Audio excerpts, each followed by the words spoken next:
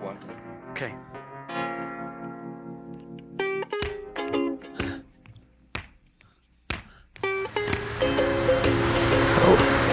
Backyard bits, part 2. We finished that small corner a while back, and now we're getting on to the major operation here, which is this old concrete structure. These straps are 75mm by 6mm, mild steel.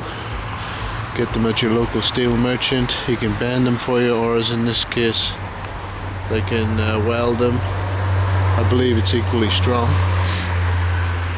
and they've been bolted to the wall with 15cm by 16mm Dyna bolts. So that's a pretty good start, but it's part 1 of how I want to. It's a 2 sort of part process to lock this in place, this wall, so it will never move again. And just a word about these Dyna bolts. I think you get the same sort of thing in Europe or America, probably under different names, maybe roll bolt or something like that. But here's a baby one, and that's what they look like. And the first thing about these things is don't try and put this. That's a 16. These are 16mm bolts. Don't try and put those into concrete with your home handyman drill. Even if you've got a big one, it's not going to be up to the job. You need to get down to your local hardware hire place and hire yourself a good concrete drill, and it'll go through this stuff really quickly. We were getting in 6 inches into this concrete. It took about around about 2 minutes to bore in 6 inches, so it was relatively easy with a proper drill. How these Dyna bolts work is you drill the hole the size of the bolt, 16mm holes, 16mm bolt, and make sure you clear out all the concrete dust when you finish drilling. Make sure you get the full depth that you need, and slot this guy in. And the trick is, because one of the problems you have with these, you're not careful, you actually lose it. It goes in too far, and once they go in, they hook in there, you can't get them out. As you do up the nut, this the end of the bolt expands, and it'll never come out after that. So the trick, as I say, is to leave it sticking out about that much when you've finished. Just before you put whatever it is you're going to hold on there, attach. In this case, this mild steel strap, and then we'll put the strap on, tighten it up in that position, just pinching it tight so it starts to pinch and it can't move.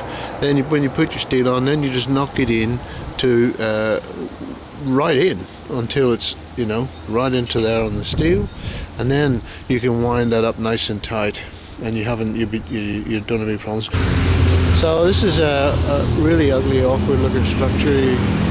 It's dropping down, and also it's fractured in the middle up here. So and it's just very roughly done with old boards many decades ago. And this is the shorter corner, not so high, but it's the same problem. So you can see what I'm looking at. I'm going to do the same methodology here. So the first step is the straps. They're already in place, they've been bolted in, so that'll kind of let the wall hold itself in a way. And then along the top I'm going to put on extra concrete to bring up some levels, so it'll be stepped levels, and there'll be steel in these holes here that I've punched in regular intervals all the way along, and we'll run steel into the concrete that we pour on top, so there'll be a connection between the concrete in the top and the concrete in the bottom. And when all that's finished, it's going to be another one of those structures that is going to be there for a long time. The first stage of this will be to build a sort of a kind of a nib onto that corner, going right around it, of reinforced concrete, which will bind that corner and bind those steel straps all in together. So we'll have a go at setting up the formwork for that today. Now for the actual formwork, what I'm using is 10mm plywood, and that's been primed just so that we can use it again. And I've got screwed to that, I've got 2x1s sawn timber hardwood, and the steel has gone in there. And because I'm a cheapskate and I just love using up old pieces of steel, I've used some old galvanized steel water pipe, which is would go to the junkyard otherwise. That's going to do the job nicely, just to tie the corner together, and a little rod of normal reinforcing steel in there, just right down into that deep crevasse in through the concrete there. That'll help tie everything together. And that's going to link in with the concrete that goes on the top here. So we've completed the formwork, which is the hard part of this job. So there's the formwork in place for the corner, and you can see the walls have gone out of plumb already, and I've had to scribe that formwork to match the angle of the wall. It's important to keep the form true, plumb and level, and not try and follow the lines of the wall, because the angles in your carpentry then just get more difficult. And here it is from the other side, just propped up. I've got a couple of bits and pieces to do to finish, but it's pretty much there. And what I want to do next is form up the concrete formwork on the top as well, so that I do the corner and this vertical piece all in one pour.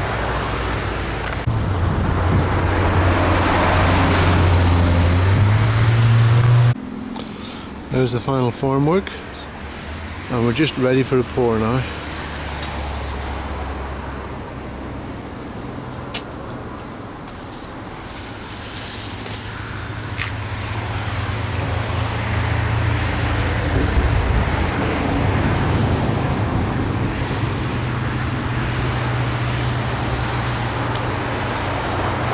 Steel in place.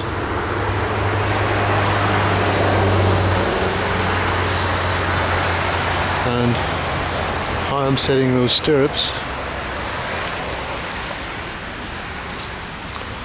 Two little pieces of threaded steel, any old length, drilled into, knocked into holes in the concrete with nuts above and below to get to the right level.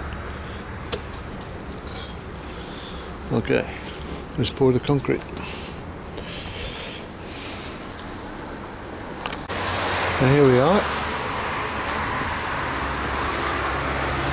3 days later, and the concrete's been poured. I finished the pour last night, and we're going to strike that formwork tonight and see what it looks like. And you might not believe it, but 13 wheelbarrow loads of concrete went in there.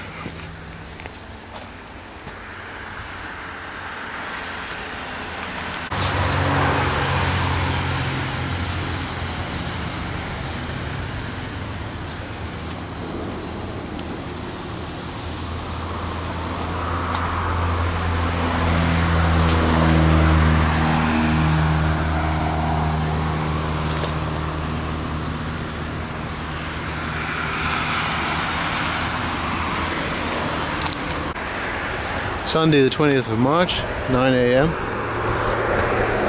cloudy day. Well, we're now ready almost for our second pour. This is the first one that we completed, and we've got the form in place now to do around about a 5-meter run of concrete with a step in it. Same procedure as before. We're putting the steel rods through and using some plastic electrical conduit so that we can withdraw those steel rods afterwards. And the steel is tied into the concrete. And make sure you have plenty of supports at the bottom.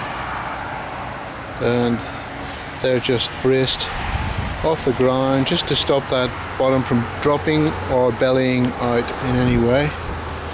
And here's an ugly part of the wall where it's actually broken, and we're going to build something out in front of that. But first of all, we're going to just run the concrete over the top. I've put some steel in there to link in. Some steel that's going to link in with the concrete structure that we'll put in front there. And just a question of tying down the steel here, and we've got our fence post stirrup in place and bolted in the usual way, with it using a nut underneath to help level it up on this side, because the wall is so crooked. When they put in this wall, I think they must have been drunk. I don't know what was going on, but it's so bad, so out of level, out of plumb. And now we're ready on the next task after this one will be to pick up this corner and come around here and do a similar sort of job on this corner. Just about ready for the pour. A little last minute vacuum cleaning.